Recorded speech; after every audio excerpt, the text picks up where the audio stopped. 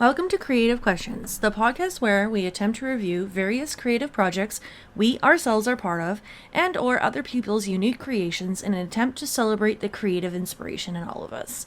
I am Desiree Silver, your host and owner of New Nerd Novelties and hashtag Own Your Weird Lifestyle Brand. And I'm Liam Hewlett, your co-host, back at it again. I'm glad I don't make promises. Me too. Well, we had a lot happening, so this is going to be definitely a catch-up one for sure, but I'm sure everybody's really interested in what we've been doing lately. Yeah, we've actually had people that have been asking us when we're going to do another one of these, and well, here it is. We've had, as Desiree said, a lot of things happen over the last few months. You've moved in, we're sitting in the same room for the first time on one of these, not over a call, and ups and downs, health issues, losses in the family, and just everything in between. Yeah, hopefully it's going to edit a little bit nicer because I have an announcement. I have actually put my website up. It's up and going. I don't have the web store up yet, but I've got the blog posts where all of the creative questions are going to be uploaded. The great thing is the transcript, the actual audio, and any of the pictures or video are all going to be on the same page. Mm-hmm. Yeah, it's a slick looking website. I'm pretty proud of it. My friend Tila helped me make it, and it has my social media account also linked in. So if you don't have social media, say Instagram, the pictures will actually load from Instagram as well, so you're not missing anything. Which is good, because I don't go to any social media site, so I wouldn't be able to see it otherwise. You barely check your email, we know. Yeah. If someone tells me they've emailed me, I'll check it. Otherwise, it's just spam. Yeah. I mean, honestly, you've had that forever, so it probably is just spam. Yeah. I'll let you go first, Liam. Okay, well, there's been a few things I've been up to. I haven't really, health-wise, felt well enough to do any painting. I haven't really been motivated to do that, but my D&D campaign has been going strong over the last few months. We've been keeping our sessions consistent, and there's been a lot of developments in that campaign, and I've done a lot of things that I've been proud of and that the guys have enjoyed. We had our first character death over the last few months. That's a first for me as a DM, and I feel like it went rather well with the party. A lot of them were talking about how they're looking forward to their current characters dying because they have so many ideas for new characters. So yeah, I've been doing a lot of stuff in that regard, mostly writing, but also creating multiple different systems to be used in addition to the D&D that we play. Yeah, that's a lot of what I've done over the last few months, but especially the last month or two, is I've made a game within a game that the guys can play and interact with that helps them sort of quantify how they're going to be waging a guerrilla war against an army of werewolves. The werewolves are back. You had talked about them before. Yes. And you're back in the same place. Yeah, the werewolves aren't back. The players are back at the werewolves. Oh, the werewolves didn't go anywhere. No, they didn't, except out, and larger and wider and scarier, and so they gained a little bit of power by returning to society, and then they teleported out, struck a bargain with the Paladin's god to get transported out there instantaneously, which was outside the realm of their magical capabilities and funds. So they owe the Paladin's god a favor. They're pretty deeply in debt in that regard. They'll learn just exactly what it is that will cost them later. But for the moment, they're all peachy keen jelly bean. Except for the death.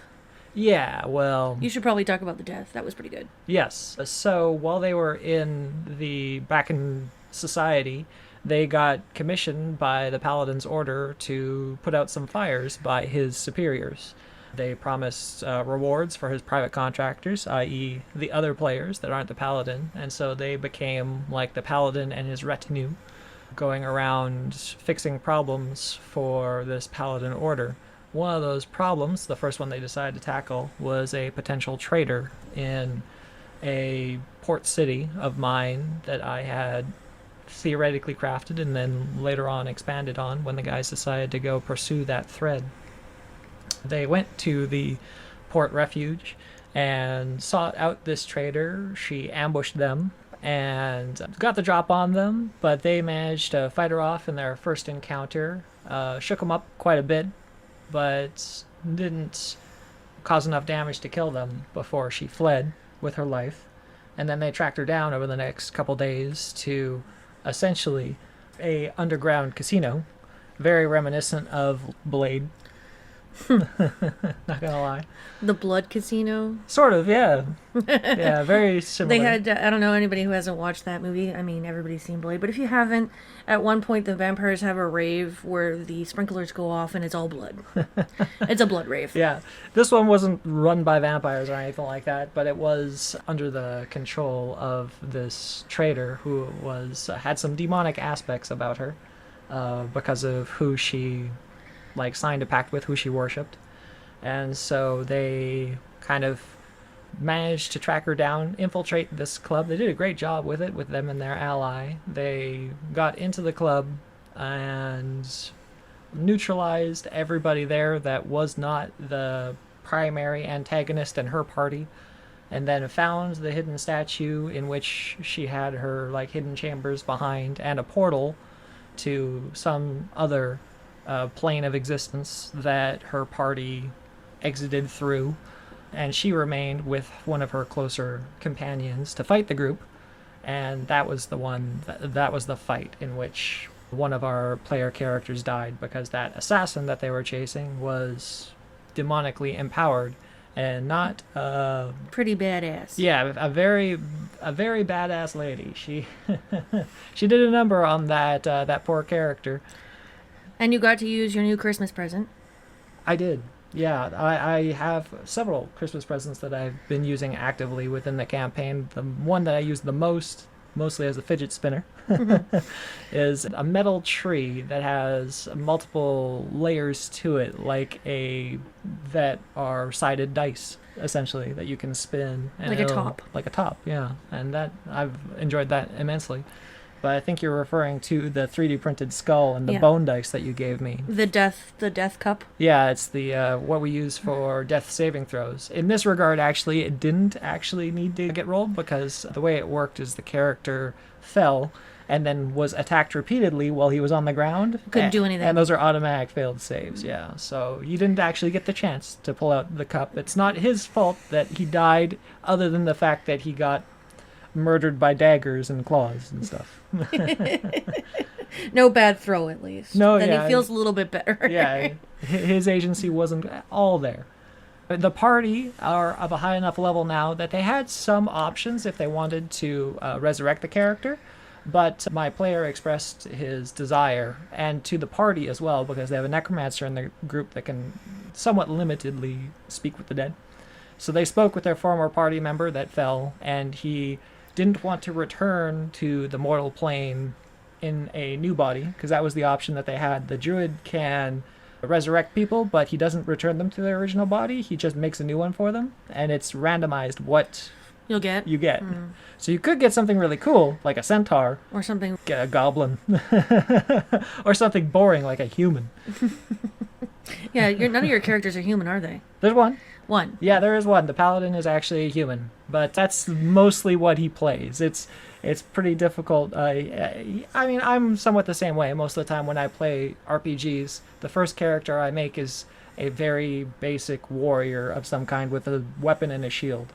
And my player that's playing the paladin is similar, except his default is human paladin, right? So if his current character were to die by some miracle, because at the moment he's definitely the most survivable of the group, but if he were to die by some happenstance, then maybe he would branch out, and he's talking about wanting to play a goblin barbarian or something like that. But yeah, we had the character death in the party, and it was it felt quite impactful. And then you made him a new character and a new model. Yes. For that one. New model, new character to his specifications. This one is a hobgoblin, and he specified that he wanted his hobgoblin to have blue skin, which is not normal for hobgoblins. Most of the time they're like tannish orange or red. But this character of his is a alchemist, and so it's pretty within the realm of possibility that he's been testing his own supply and hasn't found a way to alter his skin back to its original tone. That was a whoops, was it? Yeah. And he's just kind of like, it's grown on him. Yeah, so he's playing a significantly different character than he was before. Before, he was playing Gale, a warlock, a celestial warlock that was empowered by a patron of like beauty and visuals. All of his magics were multi-hued colors of all different flavors of the rainbow. And so now he's playing Rain, who is a much older character in that he's like middle aged. He's the oldest of the party. He's in his like early 40s as a character, and he is a slave, an ex commando. In my world, the province of Deliverance is just a few decades away from having been completely freed. And so there are a lot of people from Deliverance, which is like the melting pot of my civilizations, that have been like apartheid slaves, or they fought in the wars for their independence. So he's a veteran of that war. And so he has a much different demeanor than Gale, because he's been through a lot more. Gale was a lot younger. Not as pretty. No, his charisma is nowhere near as high. Especially because Gale was a shapeshifter, so he could look however pretty he wanted to. I'm sad the shapeshifter's gone. No more pretty. Yeah, no more pretty lights either. No, that was a good model too. I had two, actually, as will probably be tradition for my campaign. When a character dies, I gift the model to the player. So he's got those at home. He took them with him when he died. Oh, that's nice. So he's got his two miniatures there, they're good miniatures. I was pretty proud of the effects I had, especially because I had like a rainbow effect going around from his like book of power to his outstretched hand. I guess we can include a picture of that as well. I know you've done it before. Yeah, I've got some pictures of that somewhere in here. Cool. And I'll try to get a picture of Rain. I don't have any I've taken at the moment. He's very blue on purple, so I'm gonna have to purple. Yeah, I'm gonna have to give him a bit of a contrast in his background for him to pop a little bit. But I think the model turned out fairly well for him. But I just haven't really been too motivated to finish the multiple different painting projects that I have at the moment. Other than that, I've been doing a lot of writing for the campaign. Well, you had to write up a whole new game set for this mini game. I didn't have to. I wanted to. Yeah, and what's kind of like the concept of it? So the concept is once they like finished their business in this port refuge, they returned to the largest, like the capital city of the Union of Mortals, which is like the largest collection. Like it's society's base, right? It's New York City in my fantasy world, except if New York City was the capital of like two kingdoms, basically. And they returned after having successfully completed their mission, down one. And they had been getting some reports about what had been going on in the Crescent Wildlands, which is the place they left after being chased out by a bunch of werewolves. And it didn't sound good. It sounded quite bad, in fact. The reports that have actually made it back to the Union have been very understated. It's a lot worse than that. And even the stuff that they did here wasn't good, especially because their closest companions in the Crescent had been blamed for the fall of Solocalos, like the hostile takeover of the werewolves. So they had been excommunicated, basically, and there were warrants out for their arrest. So the people that had been some of their closest allies were now wanted criminals. And that didn't set right with them. So they decided that they were going to return to the Crescent Wildlands sooner rather than later, because if they walked it, if they hoofed it, it would have taken them months to return. They returned to Miletus, like the capital, in an instant, because there was a high-level mage with them that teleported them out when things got really hairy in combat. But they didn't have that option anymore. Their wizards are not that high enough level, neither is the druid with them. And so they beseeched the paladin's god through the use of talking to a planar ally, and struck a bargain to get a one-way ticket to the Crescent Wildlands in return for a favor. And they wound up in a swamp directly opposite from a battle that was already ongoing with their friendly NPCs and some lichens and werewolves and other beasts within this swamp around a tainted shrine. And so they'd returned but they're vastly outnumbered and outgunned. They're super, super outnumbered by very high quality enemies. And so I wanted a way that I could quantify how a small group of adventurers and their allies could do some significant damage against a larger organization. One that is large enough it wouldn't be much of a stretch to call it its own fiefdom, at least kingdom, maybe small kingdom, with the amount of people that they've captured and have converted. Do you know the numbers? Not exact numbers. No, I don't deal with Do- exact numbers because it's much easier for me to keep it a bit loose for the necessity of the narrative. I know it's a significant amount because there was a gold rush that happened as a part of like one of my narrative points in this area before the Lycans came in, and so there was just a whole bunch of unprepared, unarmored civilians, of which the party helped save from a brutal winter. So they were all condensed in basically 2 population centers, of And which that was your other mini game. of which the werewolves have raided. Yeah, it was a little bit of a set them up and then knock them down. Yeah. Yeah, they were all... You saved them, put them all in one place for the hungry werewolves to enslave. And so now they're having to deal with this landmass that is just covered with patrols and scouts and war bands of werewolves that are specifically hunting for the remnants of the forces that are fighting against them. And so they're going like full Rambo style, taking them out one at a time, and Guerrilla warfare. that's exactly what it is. And I wanted a way to quantify how they could take apart this much larger foe piece by piece, and so I made basically another game within the game. It's like its own board game that the guys play that translates into the role-playing game that they're also doing. And I'm pretty satisfied with the result of it. We've played 3 sessions now with it, and the guys are like familiar enough with the mechanics that it's going smoothly, slowly, but that is somewhat by design.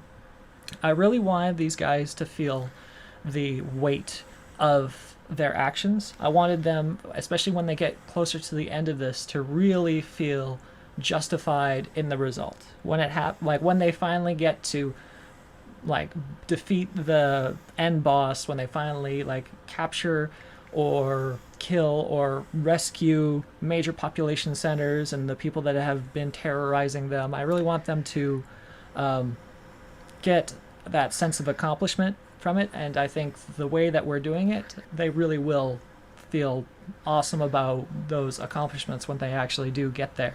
And along the way, it's helped me really flesh out this specific area of the world in great detail of like I'm laying out region by region, and they're exploring like region by region, and there might be landmarks in these individual regions that could be exploited to their advantage in their conflict, where there might be even like some sort of mythical creature that they could ally with or like request aid from, or there could be some sort of monster in a lair, which like taking out the monster would give them whatever might have been in its lair, right? There's stuff like that I've laid out across the map, unlikely allies or previous friends that they've had that have become tied down in some way or another, but once they're rescued, then they can join the forces and stuff like that.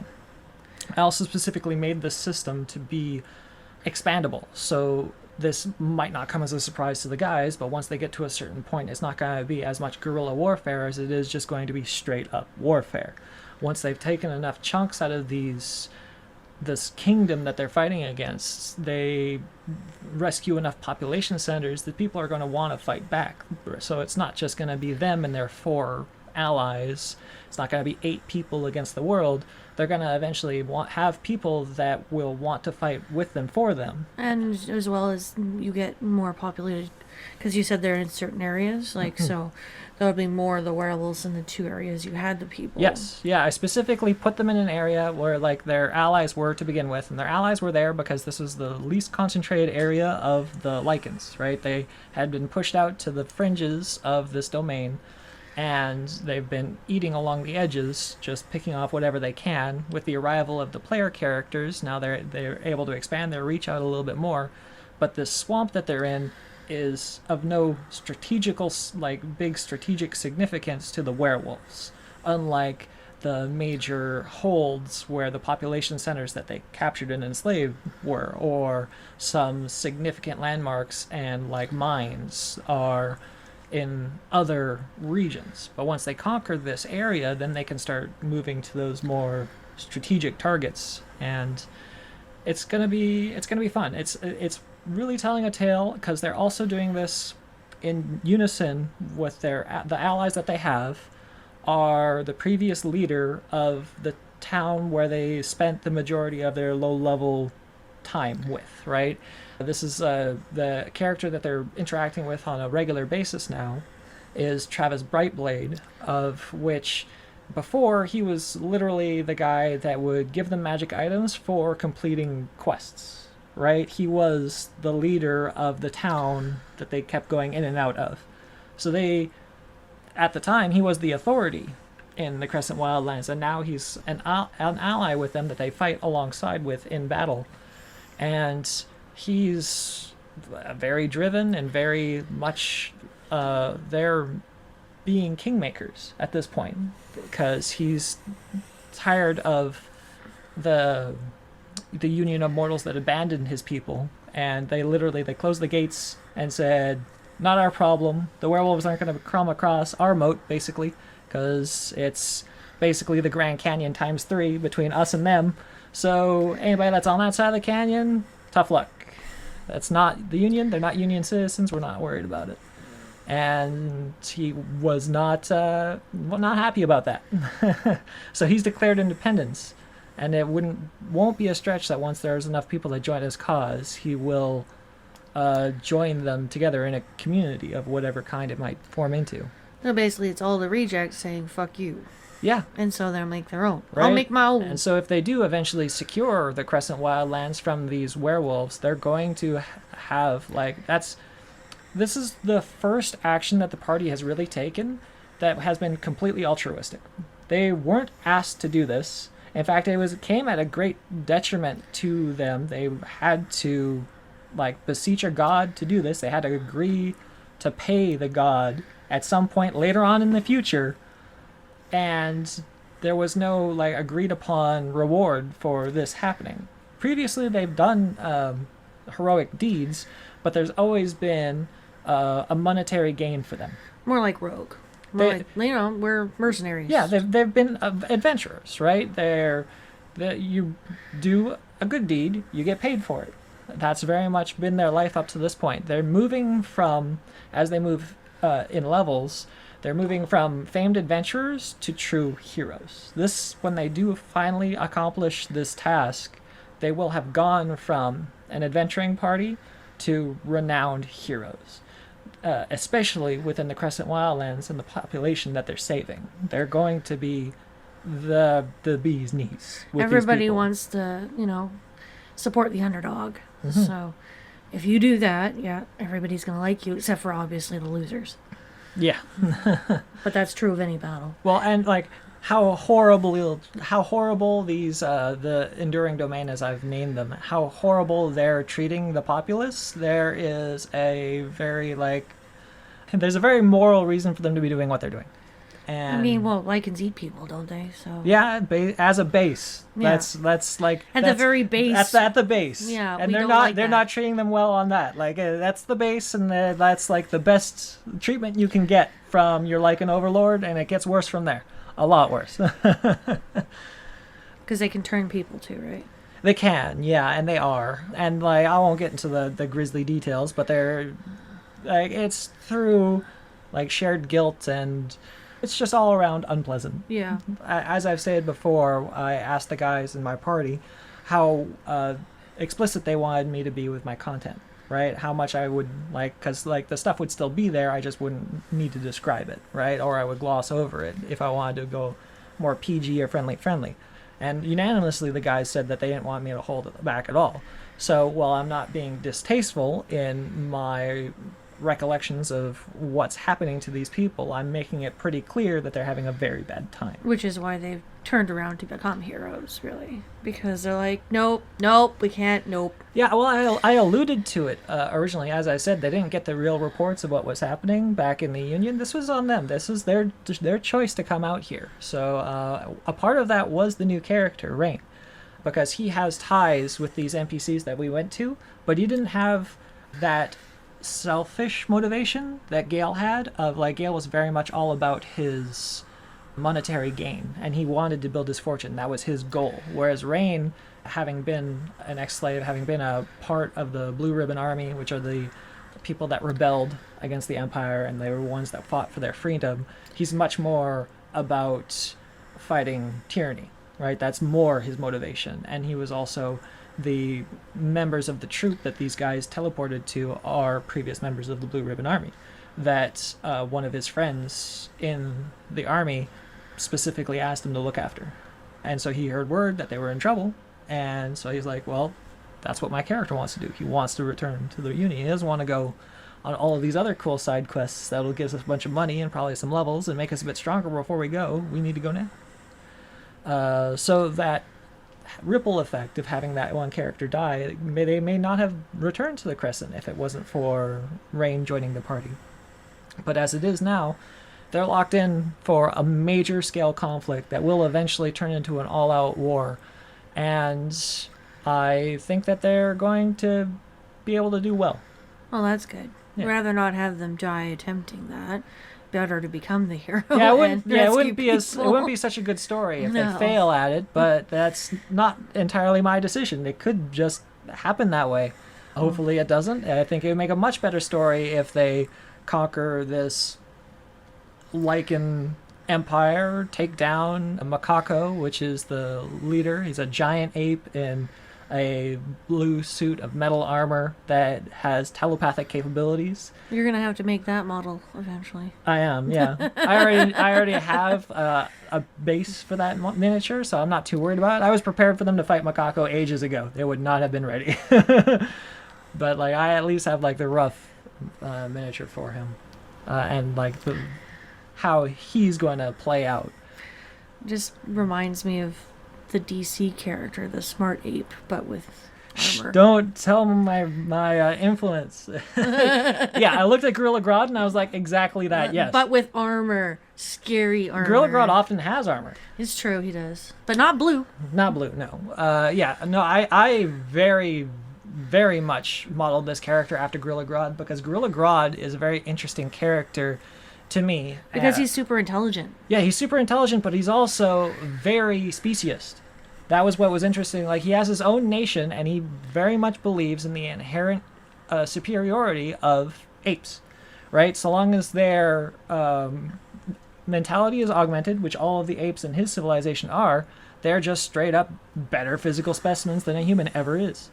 And that's his, basis for his racism, is that they're just humans and other species aren't as good as a regular, even chimpanzee. Well, to be fair, I probably wouldn't argue, but... Yeah. So a lot of my characters' beliefs are tied in with that. It's just rather than being about apes or beasts, they're about lichens. Because any kind of were creature is more powerful than a normal human. Even a were rat is completely immune to physical damage if it's not from a silvered weapon. So, the strongest human in the world could fight a were rat with a sword. He'll never kill that were rat. And that just goes towards reinforcing Makako's view of the world, in addition to the other things that are happening with him in the plot. I just got visions in my head of a Wolverine-like healing thing with this rat in multiple pieces. That's what I've got. That's basically what it is, yeah. Yeah. I mean, that rat might not ever kill that guy, especially if he's just constantly getting his ass kicked. But he wouldn't won't die. Yeah. Wait, if it's a rodent of unusual size, if it's a big rat, then you could kill it. Yeah, if you stick his head in the fire, eventually he'll die. So that's what I've been doing. The game system that I made for this, as I said, I made it to be modular so that later on, when they do get like forces that they add to it, I don't have to make a whole new game system. I just have to adjust the one I currently have that the guys are already used to. So they've learnt one system, and like they understand how it works now. And so when I add new things to it, they can understand how useful those new things are. Like recently, they just called for aid from one of their allies that was in a different region. And to this point, they had only had their 3 allies and their 4 characters. Having an additional ally show up is going to be a huge boon to their progress in this war. And just that simple process of like playing with the heroes that they currently have makes them appreciate that when the new stuff comes in, right? I do think there are going to be some major story beats that I am like writing up coming up in the future that are going to be really awesome. So hopefully nobody dies. There are a few very dangerous things that they have skirted around and might engage with. If they do succeed, they could really help them out, or they could just avoid the danger altogether and they won't have to worry about it. Yeah, and it's all luck of the dice sometimes too, right? Very much so, yeah. Like Gale, he died in large part because he became paralyzed to a poison. And that is... A dice throw. Yeah, it's a dice throw, right? He could have succeeded on that dice throw and he wouldn't have been paralyzed. He probably wouldn't have died. And this whole thing wouldn't have happened, really. Quite likely, yes. Or if it would have happened, it would have happened much later. So that's what's going on with me. It's just a whole bunch of D&D, and I'm excited to continue playing it. If you're not playing at the table, I can't really relate how this game system that I've made work, other than I've modeled it on games like Civilization and Total War. It's very much a strategy game that they're playing in addition to playing D&D at the same time. I wanted there to be fog of war so that they could get a feeling of exploration. I wanted there to be elements of risk to it. And it plays a lot like you would think Risk the Board Game plays if Risk the Board Game had a basis in D&D. And I wanted there to be rewards for exploration and something for every part of the party to do. So there's like benefits to being a physical class, and that like traversing terrain is difficult unless you're a strong character.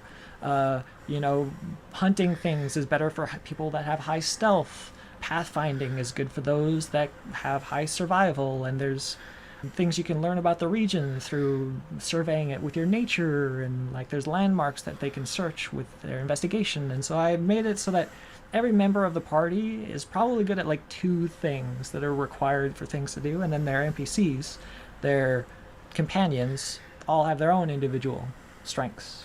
And you did it, as you said, it's a partial reveal, so like we're looking at the map, and as you search and move into these new areas, you can see them. You can't see them all at once. Yeah. So he made this interesting map that he laminated where you can pull off pieces of fog, so you can't see the whole map at once. Yeah, I gave it Fog of War, and I did that by printing off 2 I made 2 maps, and one of the maps just had the borders of the regions and a whole bunch of clouds. And I printed that off in addition to the real map. And the one with the clouds, I cut up all of the regions and laminated both of them and then stickied them on, so that as they revealed the new... It was like an advent calendar, right? So they really liked that part of it, of like seeing a new region. What's in this region? Well, take away the Fog of War, and that's what this region looks like. Spoilers, they're in a swamp, so most of it is terrible. Right now, anyway. Yeah. They've traveled across the swamp before, and it was a pretty brutal experience for them before. I guess we shouldn't show that picture, because then they'll be able to see the rest of it. They've revealed almost all the map at this point. Yeah, they've spent no spoilers. Yeah, they've spent three sessions in it, and I won't spoil the secret stuff that they have yet to interact with, but there's a lot that there's to uncover there. Or they could and just the picture doesn't say. No. Okay. No, that's just written in my notebooks. They could just go straight shot towards trying to wipe out all of the enemies on the map, or they can try to build up their base of power as they move on. But that's what I've been doing. There's a lot more going on for both of us, especially for Desiree. She's been doing a lot over the last few months, including having your very first market in Kamloops anyway, and it was a big success. It was. I want to talk about that first just because it's more fun than moving shit. So, and because it's so in recent memory, on Saturday, I went to a Misfit Night Market, which was my first night market. So it started at 5 p.m. and ended at 10 p.m., which normally I do markets in the mornings, and I'm not a morning person. So that was kind of nice, waking up and being able to gather my supplies and pack and go out and set up and not feel like I was as rushed in the mornings, which is nice, but it made me feel like I was forgetting something because, you know, I had like a good hour I could just sit there. Also made it for a long day, too. It did, yes. But you always, when you go to a market, you bring snacks, you bring caffeine, you bring emergency stuff, because I have Crohn's disease. I can't exactly work and stand or sit for 5 hours without going to the bathroom, eating, and having caffeine and sugar. Otherwise, I'd pass out. So I bring all that stuff with me. I'm a veteran of markets. I've done quite a few markets, at least 3 a year. But most of them are in October, and most of them are during the day. So this was really nice. Kamloops is a population that when I moved here when I was 19, didn't have that many alternatives.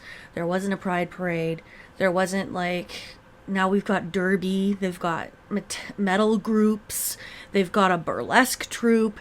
They have an LGBTQ pride parade, and they've done it 4 years-ish. Don't quote me because, of course, the 2 years in COVID, who knows what the heck happened then. And so I was approached to do this market. It actually showed up on my Facebook feed, good marketing, because they obviously paid for it to be marketed to someone who liked weird things like me. So a Misfit Night Market was for Misfits. So there was 21 vendors to 22 vendors, which isn't huge. Most of the ones I've done before were 70 up. The venue was rather small, so they could only fit 22. Some were outside. Yeah, where was it? Inside. North Shore at the FE, which is a performing arts group. So they do burlesque in there, and they do live music, concerts and stuff, and they have gender-neutral bathrooms, and they are wheelchair accessible, which was really nice. Good parking, too, which is obviously something you need for a market. That's free, because no one likes to pay for parking. So I set up there. I was suggested, like, I was following everybody and doing my usual social media.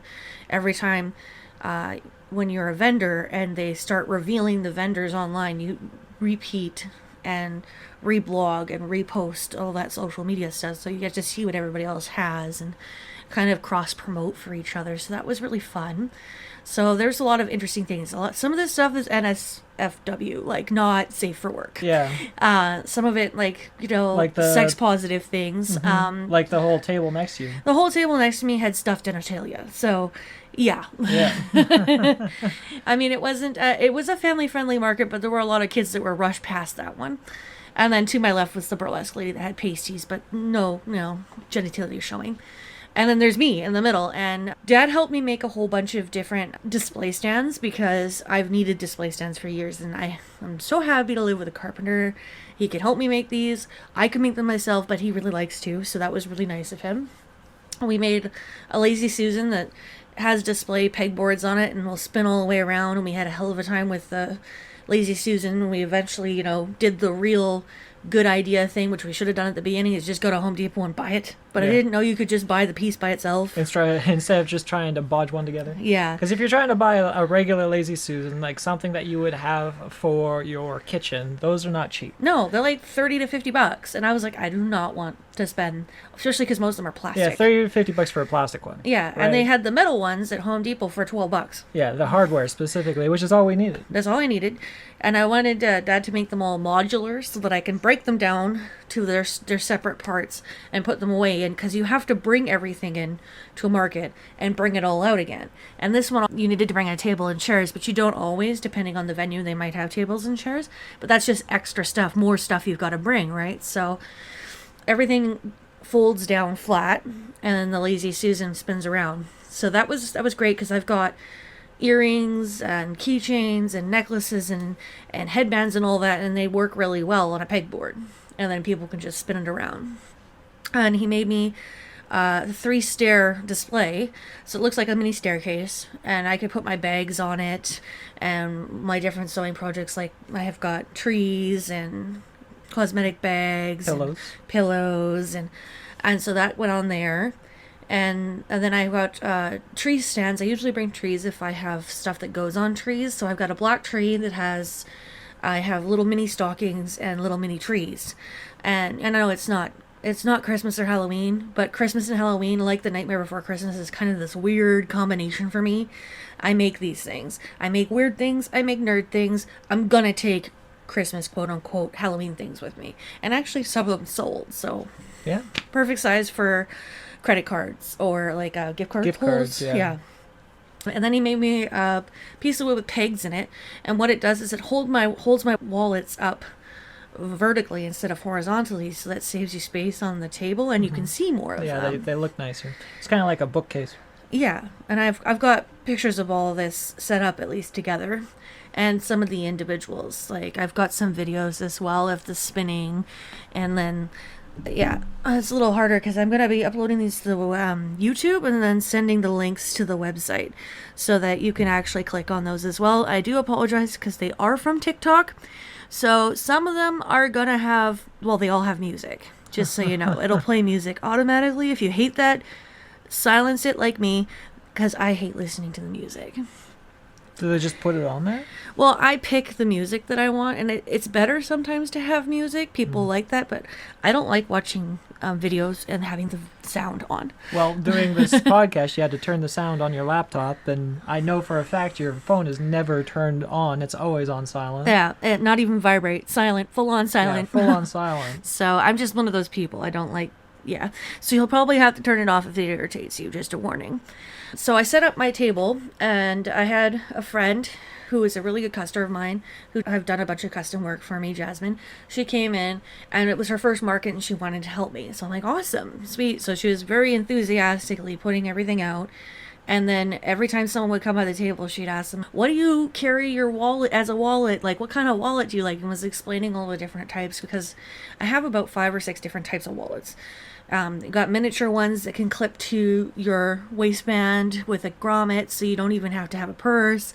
I've got ones that are shaped like skulls. Trifold. I've got trifold, which is more of the traditional men's style wallet, but I do not gender any of my items, which was really nice because we had a lot of people that came through that were non-binary, trans, androgynous, which was really nice to see in Kamloops all at once. So she was super excited, and I swear she helped me sell a lot. Oh, yeah. So mom and dad came to visit, and they noticed that my station, my store, had the most amount of people in front of it the whole time. And at 5 o'clock, people ran in. I was trying to go look at other people's vendors, because once you set up, you try and go look at everybody else's. Did not have time. Didn't have time. Yeah, I ran upstairs outside. Well, you were busy pretty much the whole time, right? And ran all the way back downstairs. And yeah, Jasmine didn't know how to use my tablet because I could take credit and debit and all that. And she just wanted to sell, so I had to stay. And I was basically the whole time putting stuff through as Jasmine got people to buy things. Yeah. So big shout out to Jasmine. It's big a big shout out. Yeah, big thank you to her. She really helped us out. Yeah, and she is so enthusiastic. She wants to do them all from now on. And I really appreciate that, because I need a partner. It's a lot for one person, especially if I have to run to the bathroom or whatever. It's a big deal. Though most of the markets that you do are out of town. Yeah, they're on the coast, and my best friend Tila helps me with those ones as well. And oh yeah, she's excellent. There's a couple more things I have to do for myself, because she's the one that usually plays with the tablets. So I was teaching myself, and it's not that difficult. Shout out to Square too.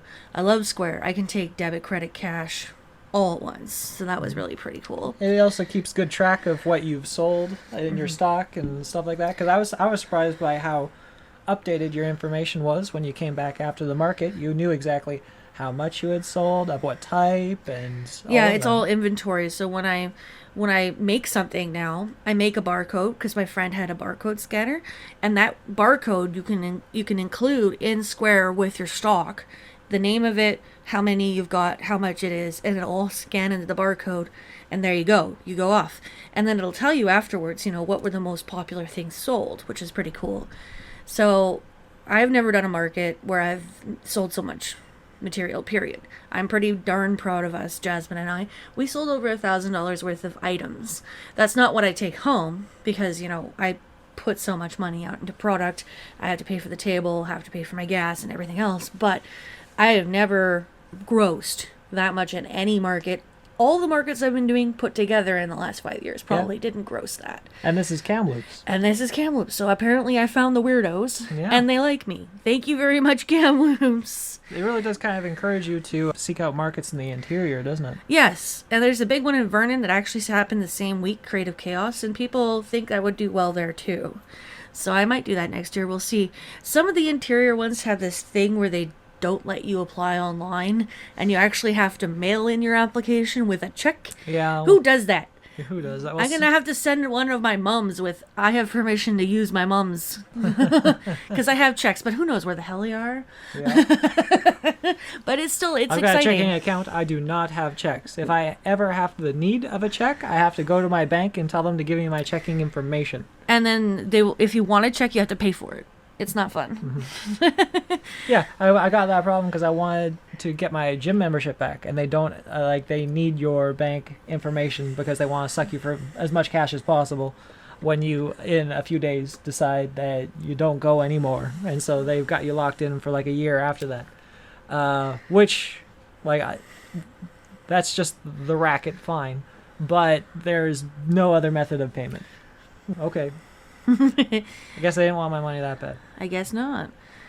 And so, yeah, I was quite happy. The market was busy literally from when we opened till half an hour at the end, and that's when all the vendors came out because we finally could leave our tables and go look at each other's stuff. So I was quite happy. I made a bag. My very first, I've been making a lot of stuff, obviously, since March when we moved. A lot of stuff. Yes. More than we can really talk about in one episode. No, so if you want to, you definitely look at my social media for all the different things I've made. But one of my most proud of is my bat bags. They're called the Milo bat bag. They're a little bag. They're not too huge, but they have 8 wings. And the wings on the side clip together so you can tighten up the bag or you can unclip them. And they've got a flap on the front that's got teeth, so it looks like a bat. Very cute. Very cute. And I made 2 of those. My very first 2, one of which was for Jasmine because she commissioned me to make her one.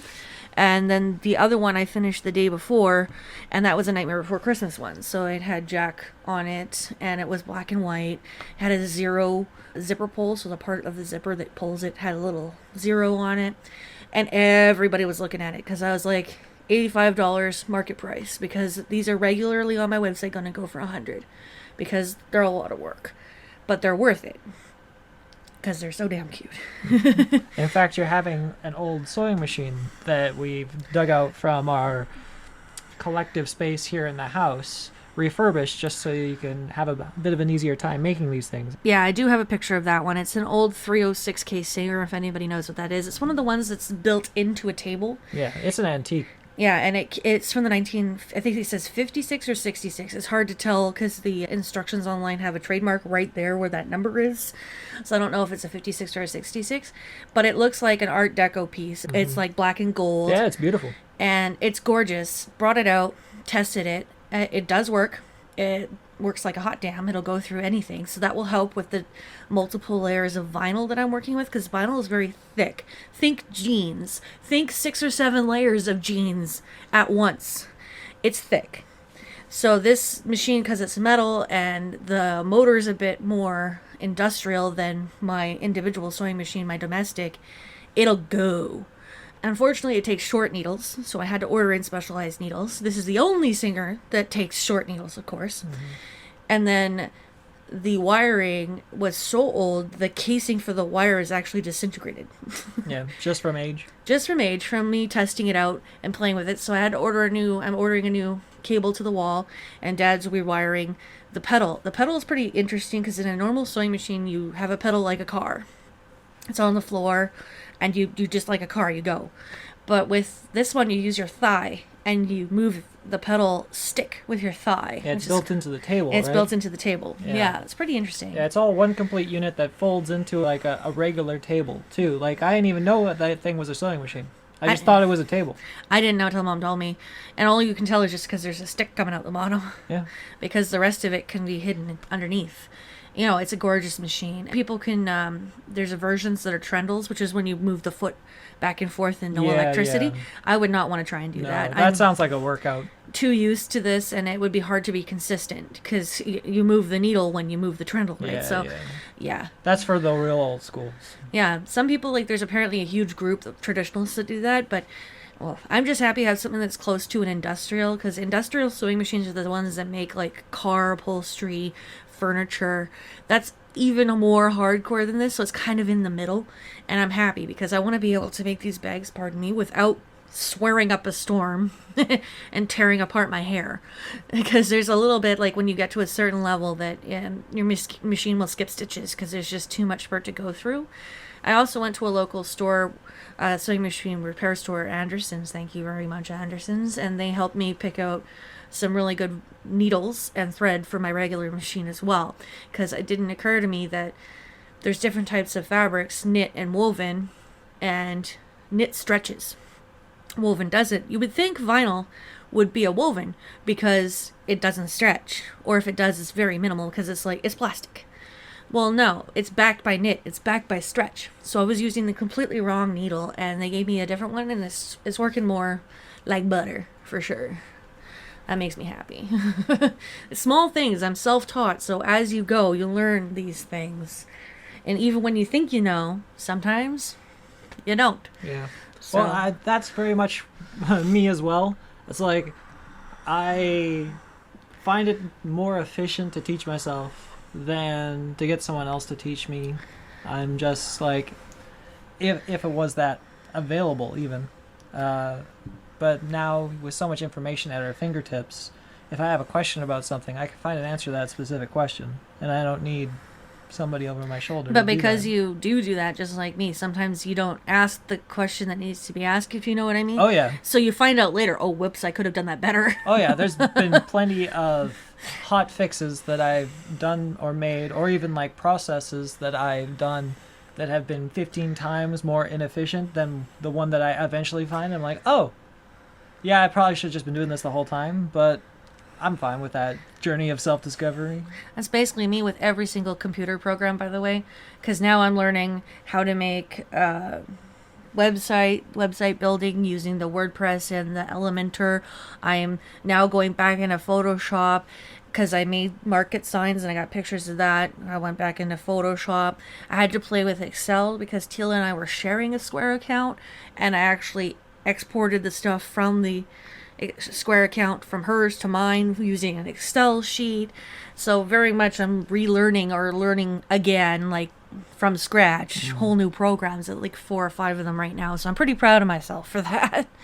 I got to play with Liam's laminator too, so that was my incentive for playing with the Photoshop. That's one of the things that I've definitely grown accustomed to, and if there were some simple like tips or tricks I could give to new DMs or people that wanted to dungeon master, is there's a few things that I'd say are universal regardless of what kind of game system you're playing, whether it's something that you're familiar with or something that you're new at.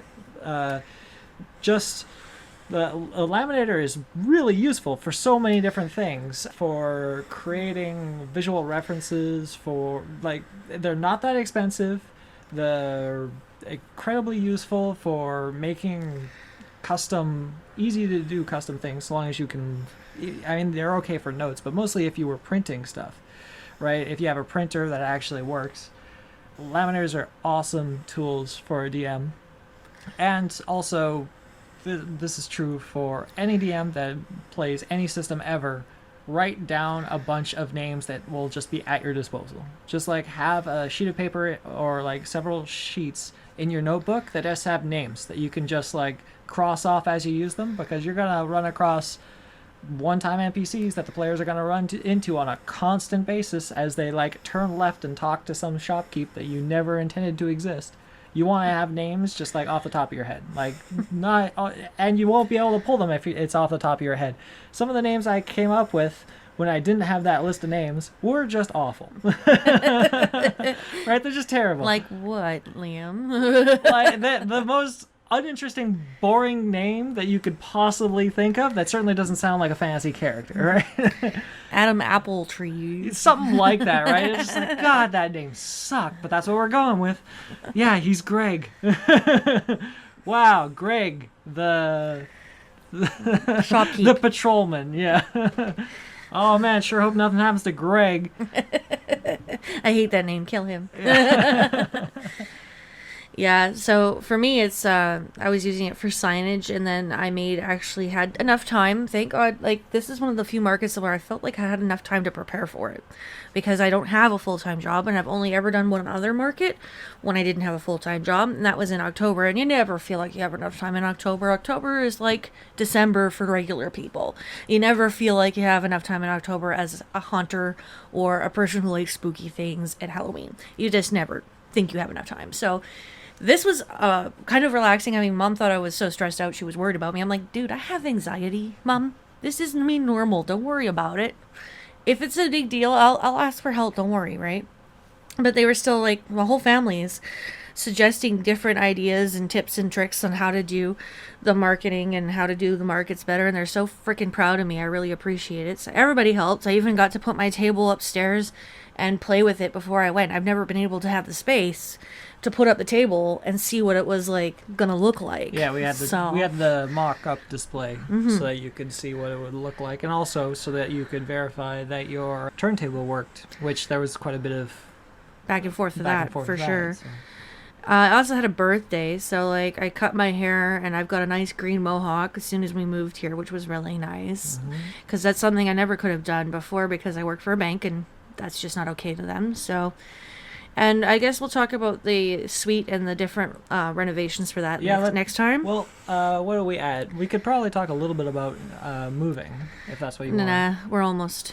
Yeah, we're just about time. So I guess we'll have to cover that the next time we get together, which we'll aim for next week, but make no promises. Make no promises. Yeah. But I'm going to put the picture of me with my mohawk at my birthday party, and then we'll talk about it next week. Right. But yeah, I even got tombstone wallets. That was one of the new ones that I made, and I got pictures of that as well, and they're shaped like a tombstone. And I have a picture of Jasmine's daughter-in-law, who I also made a custom bag that Jasmine gifted to her. And that's the coffin bags with zombie skeleton hands. I definitely want to like show pictures of people enjoying their pieces. And I actually did sell to some of the other vendors, which is always good. We always buy each other's stuff, of course. I bought one of the stuffed genitalia from next door, and she's getting me to make her a custom wallet. More flaccid than I expected. Yeah, they weren't. They're stuffed, but not erect. Not excited. Yeah. Not excited, no. And for Mother's Day, I got to make Mom some mini donuts. I've never made mini donuts before, but she had such a craving, so... Liam was my sous chef, and we played with Dad's deep fryer and surprised Mom with mini donuts. The fair was in town like the weekend before Mother's Day, and we went in there because Mom wanted mini donuts, but there was just way too much of a crowd. We weren't going to line up for half an hour to get mini donuts. So Desiree had the idea of making them, and they turned out really well.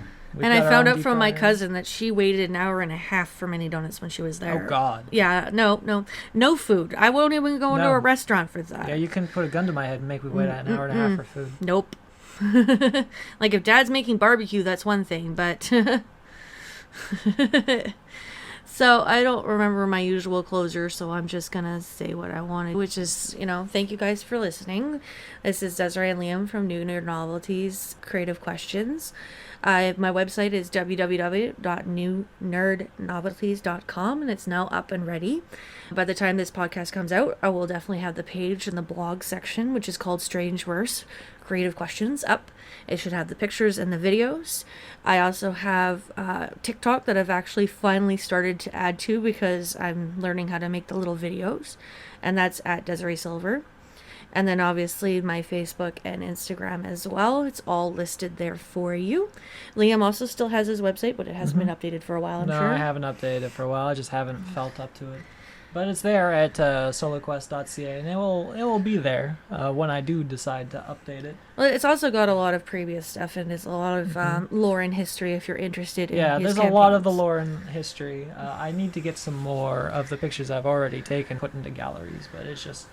Who has the time? Yeah, and Or the energy, mostly.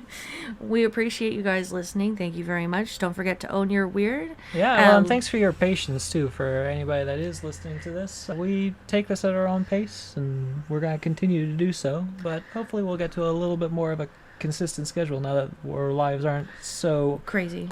Yeah. Yes, and like and subscribe on YouTube if you like, because we always release them all on YouTube. Then you know when the newest one is, for sure.